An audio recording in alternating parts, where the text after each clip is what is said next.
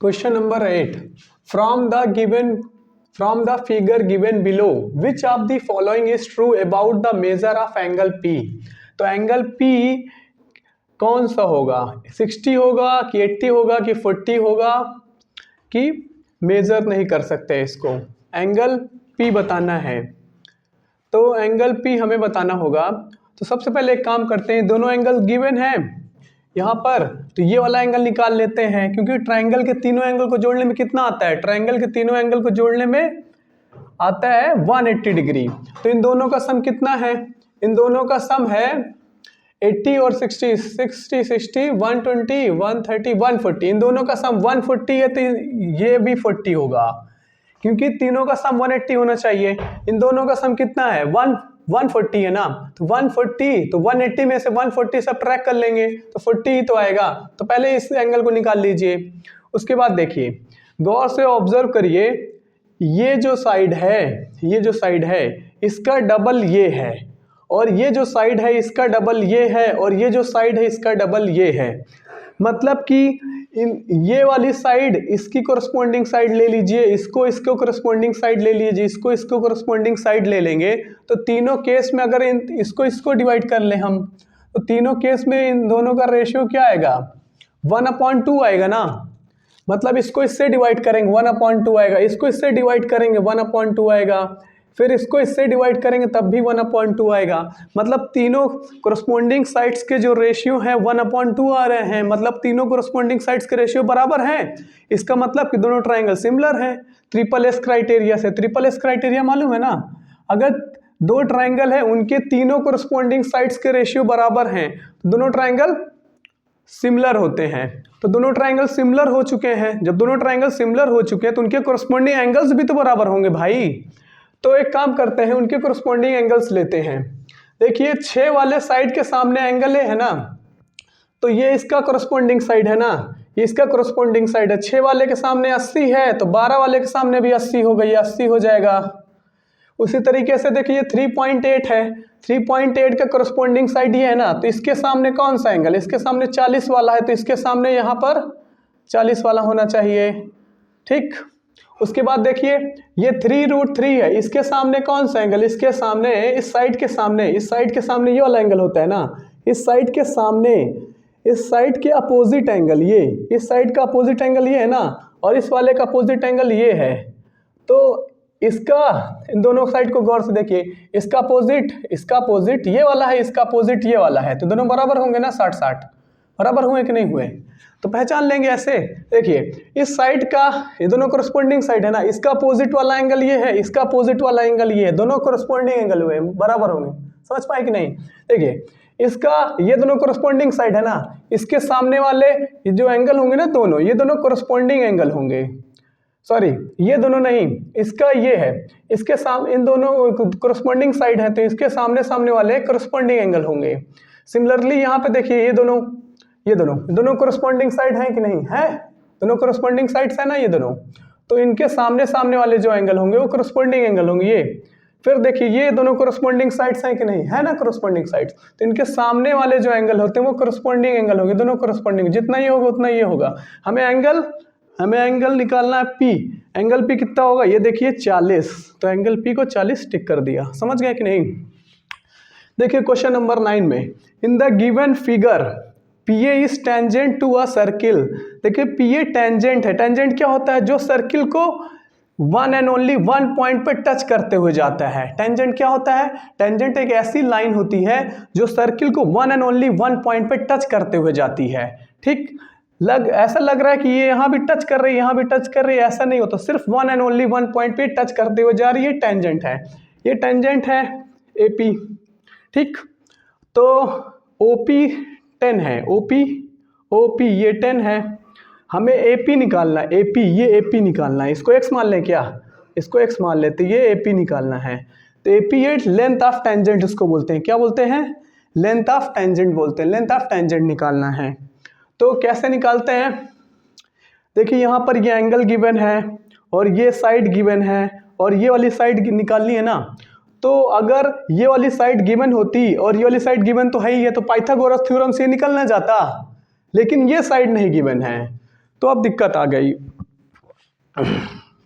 अब देखिए, अगर ये दोनों साइड गिवन होती तो पाइथागोरस थ्योरम लगाकर की वाली साइड निकाल लेता, क्योंकि ये राइट एंगल ट्रायंगल है। कह दीजिए कैसे राइट एंगल ट्रायंगल है, क्योंकि हमें मालूम है कि जो टेंजेंट होता है ना और जो रेडियस होता है, इन दोनों के बीच में 90 डिग्री बनता है। ये एक थ्योरम है, याद रखिए। जैसे मान लीजिए सर्किल है और ये टेंजेंट है और ये रेडियस है, तो टेंजेंट और रेडियस के बीच में 90 डिग्री बनता है। ये एक थ्योरम है। इसके स्टेटमेंट क्या होगा, tangent is perpendicular to the radius at the point of contact. Point of contact पे टेंजेंट रेडियस के परपेंडिकुलर होता है, याद रखिए इसको। तो यहाँ पर ये 90 डिग्री हो जाएगा, तो ये राइट एंगल ट्रायंगल है। अगर ये दोनों साइड गिवन होता तो ये एपी आराम से निकाल लेता, लेकिन ये एओ नहीं गिवन है, तो यहाँ पे पाइथागोरस थ्योरम नहीं लग सकता। क्योंकि पाइथागोरस थ्योरम कब लगता है, राइट एंगल ट्रायंगल में लगता है जब दो साइड गिवन रहती है तीसरी साइड निकालने के लिए। यहाँ पर पाइथागोरस थ्योरम कभी ना लगाइएगा। यहाँ पर देखिए एंगल भी गिवन है। क्या गिवन, एंगल। तो यहाँ पर ट्रिग्नोमेट्री लगाइए, ट्रिग्नोमेट्री लगाइए। देखिए इस एंगल के लिए, इस 30 डिग्री के लिए, इस 30 डिग्री के लिए ये हो जाएगा, 30 डिग्री के लिए ये हो जाएगा बेस हो जाएगा, ये बेस हो जाएगा। और ये हाइपोटेन्यूज राइट एंगल के सामने ये हाइपोटेन्यूज, ये तो फिक्स्ड ही है और ये परपेंडिकुलर माना जाएगा। तो याद रखिए ये हाइपोटेन्यूज तो कभी बदलता नहीं, ये हाइपोटेन्यूज होगा और इस एंगल के लिए ये बेस हो जाएगा, ये बेस होगा और ये परपेंडिकुलर होगा।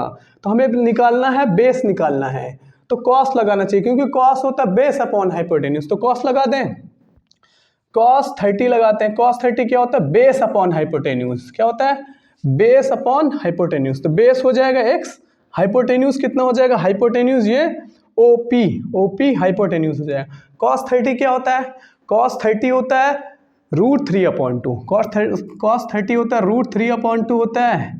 तो इसको सॉल्व कर लेंगे। देखिए ये इधर आ जाएगा, इसको आगे कर देता हूँ, तो हो जाएगा ये 10 इधर आ जाएगा, तो ये 2 यहाँ पर x बचेगा, ये 2 और ये 10 कट जाएगा, तो ये 5√3 हो जाएगा। क्या हो जाएगा x की वैल्यू, 5√3। ये देखिए, याद रखिएगा। ऐसे भी कर सकते हैं कि ये 2 और ये 2 5 जा 10 कर लीजिए, ये 5 को उधर भेज दीजिए, तो 5√3 आ जाएगा। तो 5√3 कहीं ऑप्शन में है, 5√3 ये है। समझ गए कि नहीं। तो ये बहुत इंपॉर्टेंट क्वेश्चन है, क्योंकि इसमें ट्रिग्नोमेट्री यूज हो रही है। इसमें याद कर लीजिए, कभी कोई राइट एंगल ट्रायंगल हो, उसमें एक एंगल दिया हो और एक साइड दिया हो, बाकी कोई भी साइड आप निकाल सकते हो, रट लीजिए इसको। क्या याद करना है कि कोई भी राइट एंगल ट्रायंगल हो, राइट एंगल ट्रायंगल में एक साइड गिवन हो, एक साइड की लेंथ गिवन हो और एक एंगल गिवन हो, तो बाकी सभी साइड की लेंथ आसानी से निकाल सकते हैं विदाउट पाइथागोरस थ्योरम को यूज करें। बिना पाइथागोरस थ्योरम के निकाल सकते हैं ट्रिग्नोमेट्री, क्योंकि हम पढ़ चुके हैं, ट्रिग्नोमेट्री भी पढ़ चुके हैं। तो अब देखिए यहाँ पर which of the following statement is false, इनमें से कौन सा है जो फॉल्स है। बताइए ये फॉल्स है कि ये फॉल्स है कि ये फॉल्स है कि ये फॉल्स है, चारों में कौन सा फॉल्स है। देखिए tan 45 हमको मालूम है 1 होता है, और cot 45 क्या होता है, cot 45 भी 1 होता है, तो ये तो ट्रू हो गया, ये नहीं होगा। sin 91 होता है और sin 91 हो गया, tan 45 भी 1 होता है, अरे ये भी इक्वल है। sin 30 क्या होता है, 1/2 होता है, और cos 30 क्या होता है, cos 30 होता है √3/2 होता है, ये अनइक्वल है। इसको देख लेते हैं, sin 45 क्या होता है, 1/√2 होता है, cos 45 भी 1/√2, ये इक्वल है। सिर्फ यही इक्वल नहीं है, मतलब यही फॉल्स है, तो ये वाला फॉल्स हो जाएगा। हो गया। अब देखिए the value of tan square minus 1/cos square, इसकी वैल्यू बतानी है। तो ये तो ट्रिग्नोमेट्रिक आइडेंटिटीज में से क्वेश्चन है। ट्रिग्नोमेट्रिक आइडेंटिटीज मालूम है क्या होता है, 3 ट्रिग्नोमेट्रिक आइडेंटिटीज होती हैं। लिख दूं यहाँ पर, लिख देता हूँ। देखिए पहली क्या होती है, पहली होती है sine square A plus cos square A is equal to 1, ये पहली है। दूसरी क्या है, 1 + tan square, 1 + tan square A is equal to sec square A. इसको याद कर लीजिए, 3 ट्रिग्नोमेट्रिक आइडेंटिटीज होती हैं। तीसरी क्या है, 1 + cot स्क्वायर ए, 1 + cot स्क्वायर ए होता है कॉसेक स्क्वायर ए। तो इस चैप्टर को मैंने पूरा वीडियो बना चुका हूँ मैं इसका, तो आप जा करके वहाँ पे देख भी सकते हैं। अब देखिए यहाँ पर sin square theta plus cos square theta 1 है, ये पहली आइडेंटिटी है। 1 + tan square is equal to sec square, दूसरी identity 1 + cot square theta is equal to cosec square theta, ये ये हो जाएगा थर्ड आइडेंटिटी। इनमें से कौन सी यूज होगी? गौर से देखिए, tan स्क्वायर है, ये वाली यूज होगी, ये वाली ट्रिग्नोमेट्रिक आइडेंटिटीज यूज होगी। कह दीजिए कैसे? अब देखिए, ये tan स्क्वायर है, ये 1 cos स्क्वायर है यहाँ पे, लेकिन cos स्क्वायर है नहीं। अच्छा ये है तो ये जो होता है ना, इसका रेसिप्रोकल होता है। तो यहाँ पे देखिए, tan स्क्वायर को ऐसे ही लिख लीजिए, tan स्क्वायर को tan स्क्वायर लिख लीजिए, -1 cos स्क्वायर के प्लेस पे 1 cos स्क्वायर क्या होता है? सेक स्क्वायर होता है, क्योंकि cos और सेक रेसिप्रोकल है। तो 1 cos स्क्वायर हो जाएगा सेक स्क्वायर। तो यहाँ पर सेक स्क्वायर हो गया, 1 cos स्क्वायर हो गया सेक स्क्वायर। अब देखिए, tan square minus sec square, ये तो ये आइडेंटिटी है। तो एक काम करते हैं, हम इस सेक स्क्वायर को इधर ले आते हैं, इसको, ये जो है सेक स्क्वायर को इधर ले आते हैं। तो ये tan स्क्वायर है और सेक स्क्वायर को इधर लाएंगे, ये आइडेंटिटी है ना हमारी ओरिजिनल वाली आइडेंटिटी, सेकंड आइडेंटिटी। तो इस सेक स्क्वायर को इधर लाएंगे, ये हो गया। इस 1 को उधर भेज देंगे, 1 को उधर भेज देंगे तो -1 हो जाएगा। तो ये देखिए, ये सेकंड आइडेंटिटी ना, second identity 1 + tan square is equal to sec square. तो हमने क्या किया, सेक स्क्वायर को इधर लाया हमने और इस 1 को उधर भेज दिया तो -1 हो गया, और सेक स्क्वायर को इधर लाया तो प्लस सेक स्क्वायर था तो माइनस सेक स्क्वायर हो गया। ये देखिए मैच करने लगा, मतलब इसका आंसर जो होगा ना, इसका आंसर -1, इसका आंसर क्या होगा? -1 होगा। -1 है कहीं ऑप्शन में? हाँ ये है। समझ पाए कि नहीं? तो यहाँ पर दूसरी वाली आइडेंटिटी लगी है, ये वाली आइडेंटिटी। तो आप आइडेंटिटी याद कर लीजिए, जितने अच्छे से आइडेंटिटी याद रखेंगे उतने अच्छे से आप दूर से ही पहचान लेंगे। देखिए मैं दूर से ही पहचान गया था कि यहाँ पर सेकेंड आइडेंटिटी लगेगी, मैं देखते ही साथ जान गया कि सेकेंड आइडेंटिटी लगेगी यहाँ पर। क्वेश्चन नंबर 12 देखिए, इन the given figure which of the following angle represent the angle of depression. तो इनमें से ये 4 एंगल बने हुए हैं, इनमें से कौन सा एंगल ऑफ डिप्रेशन को एक्सप्रेस कर रहा है? तो एंगल ऑफ डिप्रेशन क्या होता है? We all know, angle of depression तब बनता है जब हम कोई चीज़ को, जब हम अपना हेड नीचे करके कोई चीज़ को देखते हैं। मतलब जब हम ऊपर रहते हैं और अपना हेड नीचे करके, जब हम अपना हेड लोअर करके कोई चीज़ को देखते हैं, तब एंगल ऑफ डिप्रेशन बनता है। तो एंगल ऑफ डिप्रेशन जो होता है ना, इसकी डिफिनीशन ये है, it is the angle between the line of site and horizontal line. It is the angle between line of site, देखिए ऑब्जर्वर है, ये लाइन ऑफ साइट है। It is the angle between line of site and horizontal line. Line of site है, ये क्या है? Line of site, ये line of site है, ये उसकी नज़र ऐसे जा रही है, ये ऑब्जर्वर है। It is the angle between line of site and horizontal line. Horizontal मतलब ये जो बेस है ना, बेस के पैरेलल लाइन जो होती है, ये हॉरिजॉन्टल लाइन है। तो एंगल ऑफ डिप्रेशन ऐसा एंगल होता है जो लाइन ऑफ साइट और हॉरिजॉन्टल लाइन के बीच में हो। और एक कंडीशन ये है कि हॉरिजॉन्टल लाइन जो होती है, ये हॉरिजॉन्टल लाइन जो होती है लाइन ऑफ साइट के ऊपर होनी चाहिए। तो ये देखिए लाइन ऑफ साइट के ऊपर ही तो है हॉरिजॉन्टल लाइन। तो ये एंगल ऑफ डिप्रेशन होगा, ये वाला, क्योंकि angle of depression it is the angle between the line of site and the horizontal line when the horizontal line is above the line of site.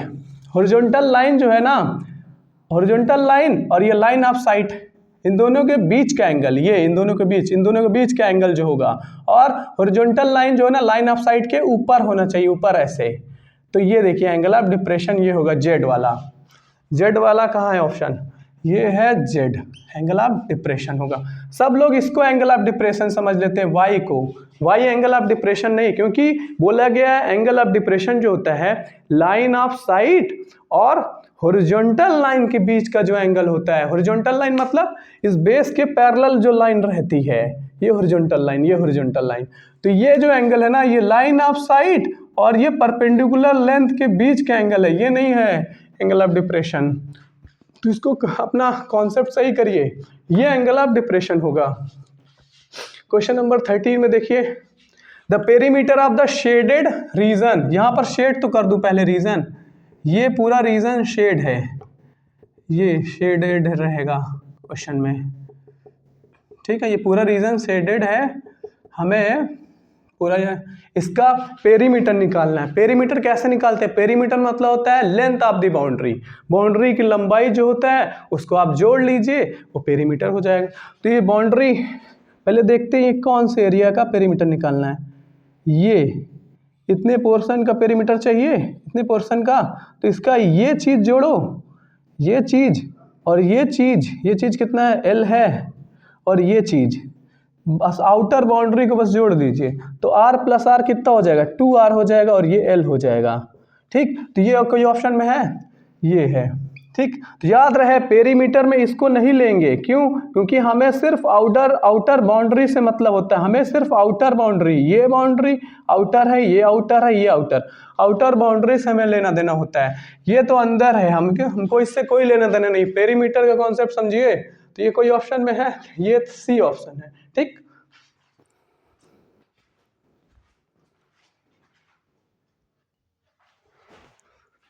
Question number 14, the ratio of area of quadrant of a circle to the area of same circle is.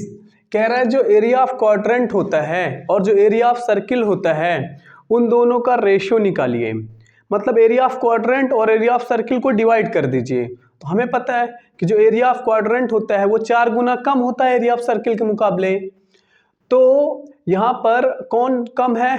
Area of quadrant कम है। Quadrant क्या होता है? जैसे ये circle है, इसके 4 equal parts कर लीजिए, तो जो एक ये पार्ट होगा ना, इसको बोलेंगे क्वाड्रेंट। इसको क्या बोलेंगे?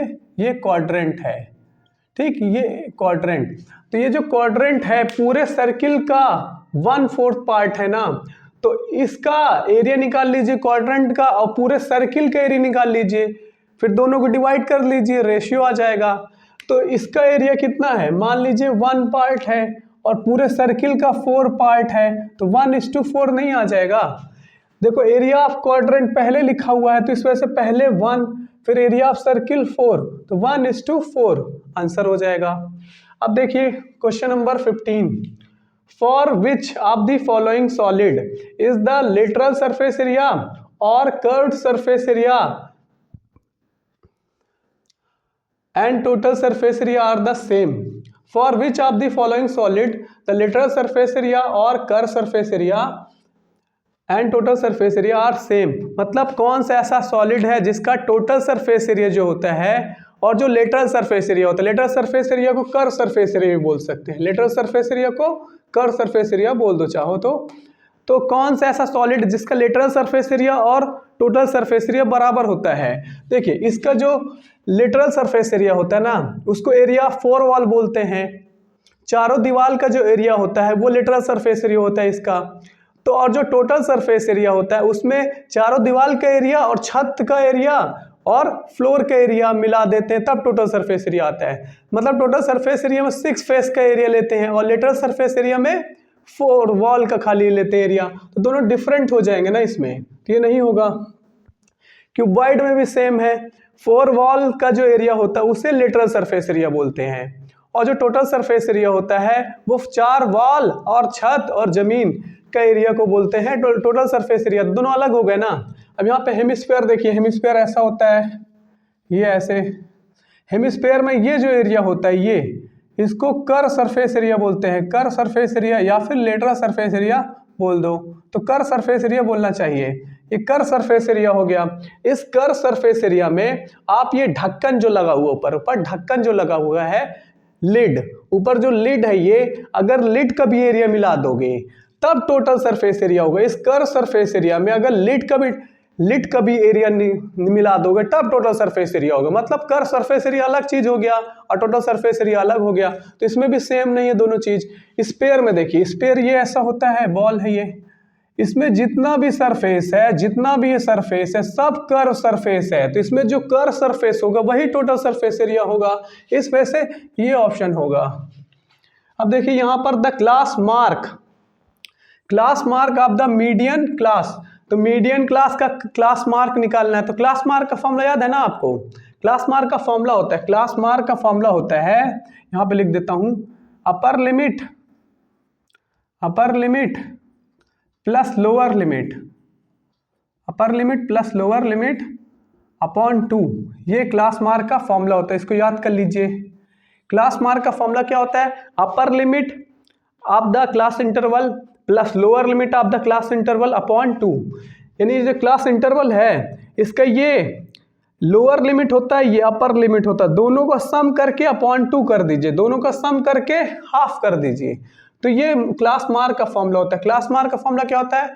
दोनों लिमिट को, अपर लिमिट और लोअर लिमिट को जोड़ के अपॉन 2 कर दीजिए, ये क्लास मार्क का फॉर्मूला होता है। लेकिन हमें मीडियन क्लास का निकालना है, मीडियन क्लास का क्लास मार्क निकालना है, तो मीडियन क्लास पहले निकाल लेते हैं। मीडियन क्लास कैसे निकलता है? कॉम्युलेटिव फ्रीक्वेंसी निकाल करके निकलता है। कॉम्युलेटिव फ्रीक्वेंसी निकालेंगे सबसे पहले, इन भी निकाल दूं क्या? ये तो एमसीक्यू है ना, डायरेक्ट कर देंगे। देखिए कॉम्युलेटिव फ्रीक्वेंसी कैसे निकालते हैं, कॉम्युलेटिव फ्रीक्वेंसी, ठीक है, कॉम्युलेटिव फ्रीक्वेंसी शॉर्टकट में। अब देखिए कॉम्युलेटिव फ्रीक्वेंसी ये जो निकालने जा रहा हूँ, ये less than type cumulative frequency है। एक मोर देन टाइप भी कॉम्युलेटिव फ्रीक्वेंसी होती है, लेकिन हमारे जो सिलेबस में है ना, मीडियन निकालने के लिए, मीडियन क्लास निकालने के लिए less than type cumulative frequency ही यूज होती है, तो मैं less than type cumulative frequency ही बताने जा रहा हूँ। तो यहाँ पर देखिए रूल क्या है, less than type cumulative frequency निकालने का, इस 2 को नोट कर लीजिए, फिर इसको इससे जोड़ दीजिए, इन दोनों को जोड़ देना 5 आ जाएगा, फिर इन दोनों को जोड़ देना, इन दोनों को जोड़ देंगे तो 12 आ जाएगा, फिर इन दोनों को जोड़ देंगे 18 आ जाएगा, फिर इन दोनों को जोड़ देंगे क्या आ जाएगा, इन दोनों को जोड़ देंगे तो 24 आ जाएगा, फिर इन दोनों को जोड़ेंगे, इन दोनों को जोड़ देंगे क्या आएगा, 30 आ जाएगा। तो ये हो गया, तो ये कॉम्युलेटिव फ्रीक्वेंसी निकल गई, ठीक, कॉम्युलेटिव फ्रीक्वेंसी वाली रो हो गई ये। अब देखिए गौर से, यहाँ पे जो ये होता है ना, ये n होता है, क्या होता है n मतलब इन सभी फ्रीक्वेंसी का सम, इन सभी फ्रीक्वेंसी को जोड़ोगे 30 आएगा, चाहे जोड़ लीजिए, इन सभी फ्रीक्वेंसी को आप जोड़ोगे ना, ये 30 आएगी, n होता है। तो मीडियन क्लास निकालने के लिए n/2 कर जाता है, n/2th टर्म, तो n/2th टर्म निकाला जाता है। n कितना है? 30/2 मतलब 15, तो 15 टर्म आया, तो 15 से जस्ट ग्रेटर जो होगा, ये रूल है, 15 से जस्ट ग्रेटर जो होता है वही मीडियन क्लास होता है। तो 50 कॉम्युलेटिव फ्रीक्वेंसी में गौर से देखिए, 15 से जस्ट ग्रेटर जो हो, 15 से ग्रेटर ये भी है, ये भी है, ये भी है, लेकिन जो जस्ट ग्रेटर हो, 15 से जस्ट ग्रेटर ये है, तो इसके सामने वाली, इसका जो करस्पॉन्डिंग क्लास इंटरवल होगा, ये होगा मीडियन क्लास। क्या हो गया? Median class. तो मीडियन क्लास आ गया, इस मीडियन क्लास का क्लास मार्क निकालना है, इनका क्लास मार्क निकालना है, मतलब दोनों को जोड़ के अपॉन 2 कर दीजिए, क्योंकि क्लास मार्क का फॉर्मूला क्या होता है? Upper limit plus lower limit upon 2। तो यहाँ पर इन दोनों का सम करके अपॉन 2 कर दीजिए, दोनों को सम कर लेता हूँ मैं यहाँ पर, तो 70 है, 55 है, 5 7 और 5 12, 125 को 2 से डिवाइड कर लूँगा, 2 6 जा 12, ये कट गया, ये है 2 2 जा 4, 1 आया, तो ये देखिए 62.5 आएगा, ये ऑप्शन है, ये हो जाएगा। समझ गए ना? तो याद रखिए, कभी भी मीडियन क्लास निकालना हो तो कॉम्युलेटिव फ्रीक्वेंसी, मीडियन के लिए कॉम्युलेटिव फ्रीक्वेंसी। अब क्वेश्चन नंबर 17 देखिए गौर से, क्वेश्चन नंबर 17 में यहाँ पर the lower limit of the model class की लोअर लिमिट, तो मॉडल निकालने के लिए ना जो सबसे ज्यादा फ्रीक्वेंसी होगी, ये फ्रीक्वेंसी है, ये क्या है? फ्रीक्वेंसी, ये क्लास इंटरवल है, ये फ्रीक्वेंसी, सबसे ज्यादा जो फ्रीक्वेंसी होगी वही होगा मॉडल क्लास, ये सबसे ज्यादा फ्रीक्वेंसी है इसकी, क्योंकि मोड की डिफिनेशन क्या है? मोड द हाईएस्ट, मोड की डिफिनेशन क्या है? मोड का डिफिनेशन होता है जो मैक्सिमम टाइम आएगा, जिसकी फ्रीक्वेंसी सबसे मैक्सिमम रहेगी, वो होता है मोड। तो सबसे ज्यादा फ्रीक्वेंसी किसकी है इनमें? देखो फ्रीक्वेंसी सबसे ज्यादा ये है ना, इसकी फ्रीक्वेंसी सबसे ज्यादा है, तो ये मॉडल क्लास हो जाएगा। ये क्या हो जाएगा? Model class. तो ये मॉडल क्लास हो गया। इस मॉडल क्लास का लोअर लिमिट हमें चाहिए, क्या चाहिए? Lower limit. तो ये होता है लोअर लिमिट, ये होता है अपर लिमिट, तो हमें लोअर लिमिट चाहिए, तो 4000 हमारा आंसर हो जाएगा। क्वेश्चन नंबर 18 गौर से देखिए, in a random experiment of throwing a die which of the following is a sure event? What do you understand by sure event? Sure event क्या होता है? ऐसा इवेंट जिसकी प्रोबेबिलिटी 100% हो, जिसकी प्रोबेबिलिटी 1 हो, मतलब जिसकी प्रोबेबिलिटी 1 हो, 1 से ज़्यादा प्रोबेबिलिटी नहीं हो सकती ना, प्रोबेबिलिटी जो होता है ना 1 से ज़्यादा नहीं हो सकता, प्रोबेबिलिटी का आंसर 1 से ज़्यादा नहीं हो सकता। तो जिसकी प्रोबेबिलिटी 1 होती है वो श्योर इवेंट होता है। तो इनमें से कौन सा ऐसा है जिसकी प्रोबेबिलिटी 1 है? तो getting a number between 1 and 6, 1 और 6 के बीच में जो नंबर आ रहा है उसकी प्रोबेबिलिटी का आंसर 1 आएगा क्या? नहीं, 1 और 6 के बीच में जो नंबर हैं वो 4 नंबर हैं। 1 और 6 के बीच में कितने नंबर हैं? 2, 3, 4, 5, 6, 2, 3, 4, 5, तो 4 नंबर हैं। 1 और 6 के बीच में 4 नंबर हैं, तो इसकी प्रोबेबिलिटी क्या आएगी? इसकी प्रोबेबिलिटी यहाँ पे कर देता हूँ। इसकी प्रोबेबिलिटी निकालने का तरीका याद है ना? तो जितने हैं उनको ऊपर रखेंगे, नीचे टोटल 6 होते हैं, तो इसकी probability 4/6 I.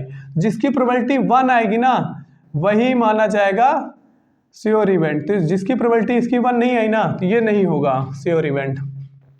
Getting an odd less than 7, तो यहाँ पर ऑड नंबर 7 से कम कितने हैं? ऑड नंबर 7 से कम कितने हैं? तो डाई फेंकते हैं तो ऑड नंबर क्या क्या आ सकता है?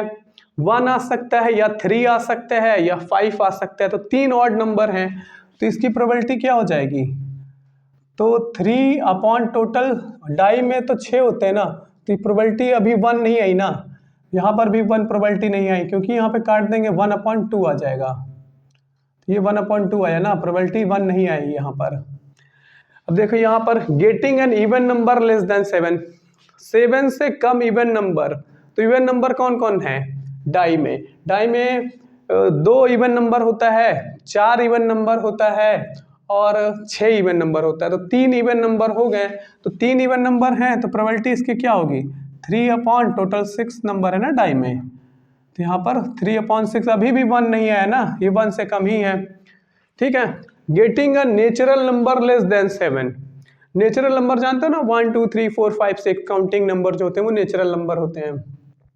7 से कम नेचुरल नंबर, तो 7 से कम नेचुरल नंबर कौन कौन है? 1 है, 2 है, 3 है, 4 है, 5 है, 6 है। तो ये 6 नेचुरल नंबर हैं जो 7 से कम है, तो ऊपर 6 रखूंगा, नीचे टोटल क्या रखूंगा? नीचे प्रोबेबिलिटी निकालते समय नीचे टोटल 6 रखूंगा, क्योंकि डाई के केस में टोटल 6 होगा। ये देखिए काट दूंगा तो 1 आएगा। तो यहाँ पर देखिए प्रोबेबिलिटी 1 आ रही है, तो जिसकी प्रोबेबिलिटी 1 आएगी वही श्योर इवेंट होगा। या फिर ऐसे आप समझ लीजिए कि ऐसा नेचुरल नंबर जो 7 से कम हो, तो भाई डाई में 1 2 3 4 5 6 आ सकता है, तो वो सभी क्या है? 7 से कम ही तो हैं, वो सभी 7 से कम है, तो मतलब फुल चांस है इसको आने का, मतलब ये श्योर इवेंट है। ठीक। अब देखिए question number 19, assertion and reason type question है। तो इसमें ऑप्शन तो मालूम ही आपको क्या होता है ऑप्शन। तो पहला ये क्वेश्चन है 2, इसके ऑप्शंस मैंने नहीं लिखे हैं, तो ऑप्शंस तो याद ही होता है सबको कि ऑप्शंस क्या होते हैं। तो इसमें ऑप्शंस ये रहते हैं कि असर्शन, फर्स्ट ऑप्शन ये रहता है कि assertion and reason both are true and reason is the correct explanation of assertion, ये पहला ऑप्शन रहता है ना। दूसरा ऑप्शन क्या रहता है कि assertion and reason both are true and but reason is not the correct explanation of assertion, दूसरा ये ऑप्शन होता है। तीसरा ऑप्शन रहता है कि assertion is true but reason is false, ये तीसरा ऑप्शन इसमें रहेगा। चौथा ऑप्शन क्या रहता है कि assertion is false but reason is true, तो ये चौथा ऑप्शन रहता है। तो यहाँ पर हम एक काम करते हैं, इनको पहले करते हैं, इनके ऑप्शंस तो याद ही रहते हैं सभी को। देखिए यहाँ पर असर्शंस क्या है? Assertions for any 2 natural number A and B, 2 natural number A और बी हैं, the HCF of A and B is a factor of LCM A and B. कह रहा है जो एचसीएफ है ना उन दोनों नंबर का, वो फैक्टर है एलसीएम का, एचसीएफ फैक्टर है एलसीएम का। जो एचसीएफ होता है ना उन दोनों नंबर का तो फैक्टर होता ही है, क्योंकि एचसीएफ का मतलब होता है हाईएस्ट कॉमन फैक्टर, तो एचसीएफ उन दोनों नंबर का तो फैक्टर है ही है। लेकिन यहाँ बोल रहा है कि जो एचसीएफ होता है ना वो एलसीएम का भी फैक्टर है, तो ये सही कह रहा है। ये देखिए जैसे हम ले लेते हैं HCF ले लेते हैं 12 और 16 का। 12 और 16 का HCF क्या आएगा? आएगा 4 HCF आएगा। 12 और 16 का HCF 4 आया। इन दोनों का एलसीएम निकाल लेते हैं अपने से, तो इन दोनों का एलसीएम आएगा 48 आएगा। ठीक है, इन दोनों का HCF 4 आया, 16 में 16, 16 2 32, 16 3 48। हाँ, तो यहाँ पर इन दोनों का 12 और 16 एक एग्जांपल अपने से ले लेना है। 12 और 16 का HCF 4 आ रहा है, 12 और 16 का एलसीएम क्या आ रहा है? 18 आ रहा है, 48 आ रहा है, 48। ठीक, तो देखिए यहाँ पर गौर से देखिए, जो HCF है ना, HCF 4 है। HCF जो है ना वो फैक्टर है एलसीएम का। गौर से देखिए, जो HCF है ना वो एलसीएम का फैक्टर है। HCF एलसीएम का फैक्टर है, मतलब जो HCF है ना एलसीएम को डिवाइड कर देगा। देखिए ना 4 की टेबल में 48 आता है, तो जो HCF है ना वो एलसीएम को डिवाइड कर देगा, मतलब जो HCF है वो फैक्टर है एलसीएम का। तो ये असर्शन इस वजह से सही है, असर्शन सही है। और रीजन क्या दिया है? रीजन ये है कि HCF of any two natural number divides both the numbers. ये बिल्कुल सही है कि कोई भी दो नेचुरल नंबर हैं, जैसे 12 और 16 ले लीजिए, वो उन दोनों का जो HCF होता है ना, HCF 4 हो गया, जो HCF होता है ना इन दोनों नंबर को डिवाइड कर देता है। सही बात है, HCF का फुल फॉर्म ही है हाईएस्ट कॉमन फैक्टर। तो जो HCF होगा, ये HCF इन दोनों को डिवाइड नहीं कर देगा, इन दोनों को डिवाइड कर ही देगा। तो जो HCF होता है वो इन दोनों को डिवाइड कर देगा। यही लिखा हुआ है कि जो HCF होता है वो बोथ द नंबर्स को डिवाइड कर देता है, दोनों नंबर को डिवाइड कर देता है। तो रीजन भी ट्रू है। तो assertion and reason both are true and reason is the correct explanation of the assertion. तो यहाँ पर ऑप्शन ए हो जाएगा। इसका क्या हो जाएगा? ऑप्शन ए सही है इसका। अब देखिए क्वेश्चन नंबर 20। क्वेश्चन नंबर 20 में the value of P for which the system of equations 4x plus py plus 8 is equal to 0 and 2x plus 2y plus 2 is equal to 0 is consistent is 4। यहाँ पर देखिए consistent word use हुआ है। Consistent का मतलब होता है जैसे दो लीनियर इक्वेशन है, इस तरह की दो लीनियर इक्वेशन है in the same variable x and y। दो लीनियर इक्वेशन है in the same variable x and y। दो लीनियर इक्वेशन में सेम वेरिएबल है x और y। तो यहाँ पर ये कंसिस्टेंट तभी होती हैं जब जब क्या हो, A1 upon A2 B1 upon B2 equal to C1 upon C2 हो, तभी ये कंसिस्टेंट होती हैं। कंसिस्टेंट कब होती है? जब A1 upon A2 is equal to B1 upon B2 is equal to C1 upon C2, तब कंसिस्टेंट होती हैं। यहाँ पर ये जो केस है ना, ये दो लीनियर इक्वेशन है इस तरह की, इस तरह के दो लीनियर इक्वेशन है। तो ये A होता है A और ये P वाला जो P लिखा है ये B है, ये C है। ठीक, इसे A1 मान लीजिए, A1 हो गया, B1 ये C1 और ये है A2 B2 C2, ये है A2 B2 C2।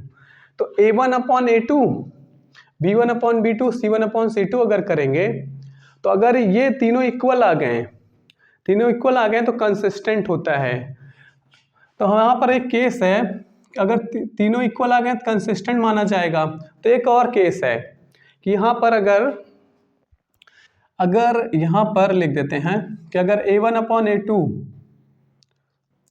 B1 upon B2 ये दोनों इक्वल नहीं हैं, अगर दोनों इक्वल नहीं रहेंगे ना तब भी कंसिस्टेंट होंगे, या फिर तीनों इक्वल रहें तब भी कंसिस्टेंट होगा, या फिर ये दोनों इक्वल ना रहें तब भी कंसिस्टेंट होगा। ठीक, तो दो केस होते हैं कंसिस्टेंट के लिए। इस केस में दोनों जो लाइन रहती हैं, दोनों लाइन इंटरसेक्टिंग लाइन रहती हैं, तो एक सोल्यूशन रहता है। एक सोल्यूशन मतलब कंसिस्टेंट है। यहाँ पर जो दोनों लाइन का ग्राफ होता है वो वहाँ पर एक वो कोइंसाइड करता है, दोनों लाइन का ग्राफ क्या करता है? कोइंसाइड करता है एक ऊपर एक। तो ये ऐसे दो लाइन है, दो लाइन जब कोइंसाइड करती हैं तब तो उनका A1/A2 B1/B2 C1/C2 बराबर रहता है। दो लाइन जब इंटरसेक्ट करती है एक जगह पर तब A1/A2 is not equal to B1/B2 होता है। तो ये दोनों कंसिस्टेंट के केस हैं। तो कंसिस्टेंट के केस हैं तो इनमें रखते हैं वैल्यू। देखिए यहाँ पर ये A1 होता है 4 रख देते हैं यहाँ पर 4, और ये होता है A2 4/2, यहाँ पे 4/2 कर दिया। ये A1 है, ये B1 है, B1 है P, और ये है 2, B2 है 2, और ये है C1 है 8 और C2 है 2, C1 है 8 और C2 है 2, ये 2 है। ठीक, अब देखिए यहाँ पर इसकी P की वैल्यू निकालते हैं। ये 2 कट जाएगा ये दोनों, तो यहाँ पर P की वैल्यू 4 आ गई। ठीक, लेकिन यहाँ पर बोला गया है कि आप इसको ना लीजिए, आप इसको मत लीजिए। इसको आप नहीं लेंगे तब कंसिस्टेंट होगा, तो ये वाला मत ले, नहीं लेंगे क्या, इन दोनों को इक्वल नहीं लेते हैं, इन दोनों को इक्वल नहीं लेंगे। तो यहाँ पर P1 क्या आएगा, यहाँ पर कर देते हैं, जैसे इसका करते हैं तो A1 कितना है 4 है, 4/A2 2, यहाँ पर B1 P और B2 2, तो इक्वल नहीं लेना है, ये इधर जाएगा ऊपर तो ये कट नहीं जाएगा, दोनों काट देता हूँ डायरेक्ट। तो P can not be 4, P को आप 4 नहीं लीजिए तब कंसिस्टेंट रहेगा। तो यहाँ पर बोल दिया गया है कि जो P की वैल्यू होगी, यहाँ पर कहाँ गया ये, the value of P for which the system of the equation 4x + py + 8 is equal to 0 and 2x + 2y + 2 is equal to 0 is consistent is 4। कह रहा जो वैल्यू ऑफ P है वो 4 है। अगर वैल्यू ऑफ P 4 होगा तो consistent होगा ही नहीं। यहाँ पहले ही मैंने बता दिया कि A1/A2 is not equal to B1/B2 होना चाहिए, तो P 4 नहीं आना चाहिए। P 4 नहीं आएगा तभी कंसिस्टेंट होगा। ठीक है, तो P 4 आ गया ना, तो P यहाँ पर बोला गया कि 4 है, तो इसने गलत बोल दिया। गलत बोल दिया मतलब assertion is false, assertion false हो गया, क्योंकि ये गलत बोल रहा है कि P की वैल्यू आप 4 लोगे तब ये कंसिस्टेंट होगा। नहीं, अगर ये दोनों इक्वल नहीं रहते हैं तभी कंसिस्टेंट होता है, या फिर ये तीनों इक्वल हो, या फिर ये दोनों इक्वल ना हो, मतलब कि इन दोनों को इक्वल नहीं लेंगे। तो इन दोनों को इक्वल नहीं लेंगे तो P is not equal to 4 आएगा। P नॉट इक्वल टू 4 है, मतलब P को 4 नहीं लेना, यहाँ पे तो 4 लिया गया है P की वैल्यू, तो मतलब ये गलत है, असर्शन गलत है। रीजन क्या है, the system of equation A1x + B1y is equal to C1 है and A2x + B2y is equal to C2 is consistent with infinite many solutions. सही कह रहा है, यहाँ पर रीजन सही है कि अगर इन्फिनाइट मेनी सॉल्यूशंस होता है तो ये कंडीशन होती है, तो ये सही कह रहा है। तो assertion is false but reason is true. Assertion false है, रीजन ट्रू है, तो ये कौन सा ऑप्शन होगा, तो ऑप्शन नंबर 3 होगा ये, तो ऑप्शन सी होगा। तो ऑप्शन आप लोग याद रखा करिए, ऑप्शन सी होगा ये। तो ऑप्शन सी क्या है, assertion is false but reason is true, ये ऑप्शन सी होगा। ये सेक्शन ए यहाँ पर कंप्लीट हो गया है, सेक्शन ए कंप्लीट हो गया, 20 के 20 क्वेश्चन हो गए। अब हम सेक्शन बी करेंगे।